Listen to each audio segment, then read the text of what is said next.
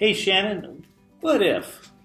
What if a closing occurred on a Wednesday, seller moves out on Wednesday, buyer doesn't show up from out of town until Saturday with his moving truck, and he opens up the door and the house is flooded? That's an interesting scenario, and it's a tough one because it's hard to identify what caused it, what happened, when did it start, when was the walkthrough completed, when was the last time someone was in the property.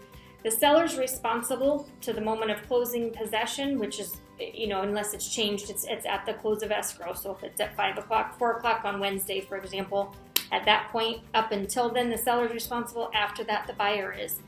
So it depends. A little investigation has to happen. Depending, usually an insurance company will come in and they will start indicating what they believe is the responsibility, and then you have to go from there and come to some kind of an agreement if you have to go back to the other party or not.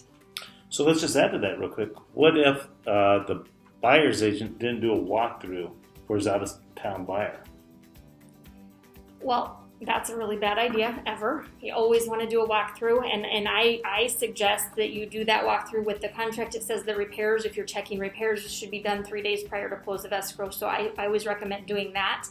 And then going back right just before it closes, maybe the day of closing, you let the title company know, don't record until you hear from me at this time, so that you can double check, because inevitably it's Murphy's Law that AC will go out or there will be some kind of a challenge.